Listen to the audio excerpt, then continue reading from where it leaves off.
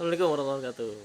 Oke, kita lanjutkan bahasan kita soal mengkaji nasihat diri yang kita masuk ke dalam artikel yang ke-9. Judulnya adalah kesejukan iman. Tanda iman adalah kesejukan, tapi jangan jadikan kesejukan itu tujuan. Jadi sependek yang saya pahami, iman adalah keyakinan.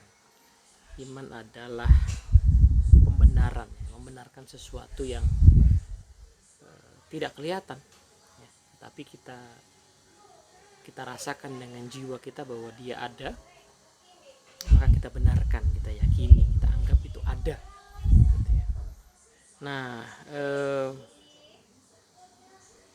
sesuatu yang diimani ada tanda-tandanya pasti. Jadi dia bukan sebuah pembenaran yang palsu gitu ya. Tapi memang ada tanda-tandanya. Cuman tanda-tanda itu semata-mata hanya tanda-tanda. Jadi tidak pernah merupakan sesuatu yang explicitly. Baru itu sebagai iman. Justru bukan disebut iman ketika dia perlu bukti. Ya. Tanda itu ada, tapi bukti tidak. Ya, kalau semuanya perlu bukti, menarik sekali ya, bahwa kita sering membaca bagaimana para nabi itu di masa yang lalu sudah dikaruniai mukjizat yang nyata, kelihatan. Itu kan berarti bukti kan. Tapi orang tetap aja nggak ngeh kalau nggak mau beriman gitu. Nah, karena kata kuncinya ada pada yakin dan membenarkan, maka menarik bahwa insan yang beriman itu insan yang punya kemerdekaan untuk beriman itu sendiri. Dia tidak bergantung kepada apa yang tampak, dia tidak bergantung pada apa yang ada di depan mata. Justru iman mengajari kita untuk berpikir panjang, berpikir jauh. Sebab tidak selalu yang ada di depan mata itu yang baik untuk jangka panjang. Kadang-kadang yang di depan mata itu tidak menyenangkan, tapi jangka panjang baik. Sebaliknya di depan mata itu menyenangkan, jangka panjang bisa jadi buruk. Disitulah keunikan dari iman. Nah, maka dari itu salah satu ciri-ciri dari keimanan itu kesejukan. Kesejukan itu menarik ya, bahwa penyejuk udara itu meskipun kondisi udaranya tidak sejuk ya, panas misalnya, dia bisa menyejukkan udara. Dia bisa mengkondisikan udara itu di dalam lokasi itu untuk bisa sejuk terasanya. Nah, iman juga begitu ya, dia bisa menyejukkan hati kita, sehingga kalau ada musibah kita bersabar. Karena apa? Karena ada iman. Kita nggak mungkin bisa bersabar tanpa ada iman. Imanlah yang membuat kita bisa bersabar, menahan gejolak emosi, mencari hikmah-hikmah di baliknya, dan itu akan menyejukkan. Begitu pula ketika ada anugerah. Begitu ada anugerah, respon yang beriman adalah bersyukur. Karena dia tahu anugerah itu bukan datang karena dirinya, bukan karena ada di depan mata. Yang di depan mata apa? Usahanya, ya.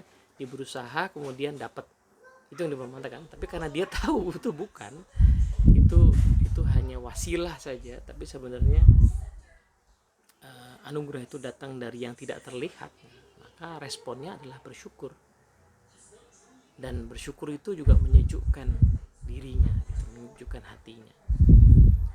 Karena menarik ya, yang didapat oleh seseorang semewah apapun itu ternyata tidak pernah sama ya, dinikmati oleh jiwa. Kadang-kadang ada hal-hal yang bagi kita itu harusnya mewah, kita senang, tapi ternyata bagi yang punya tuh enggak.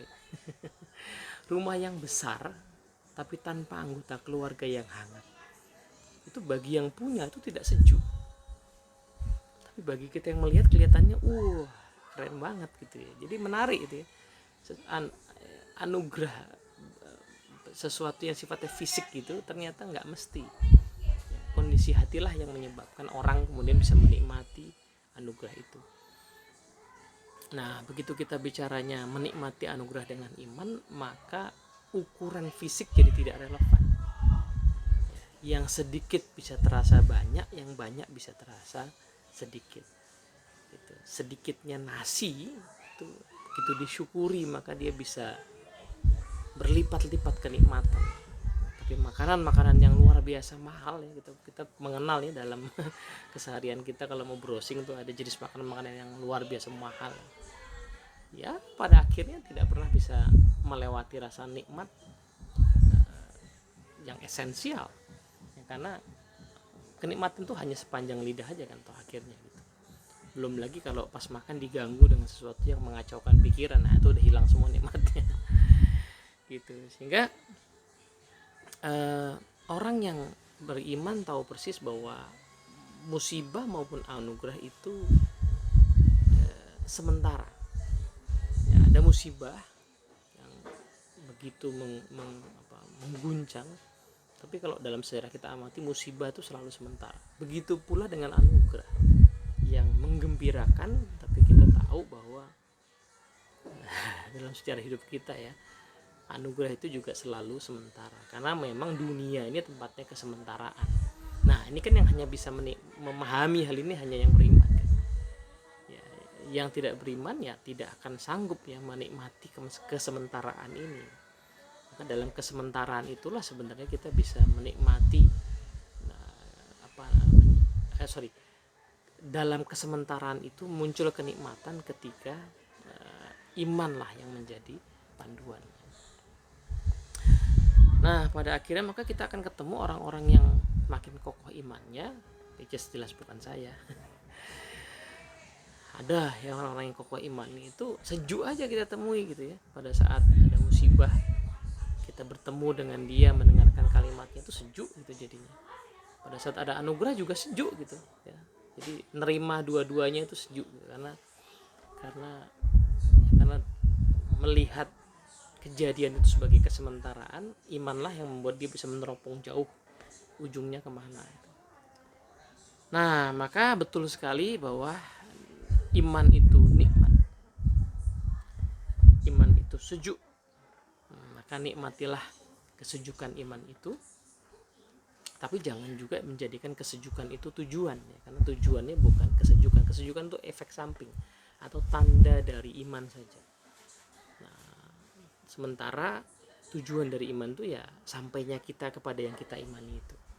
Nah, menariknya adalah karena kita fokus pada sampainya itu, maka yang di tengah-tengah ini jadi kelihatan netral saja ya, sejuk lah jadinya. Begitu kurang lebih teman-teman, moga-moga manfaat. Assalamualaikum warahmatullahi wabarakatuh.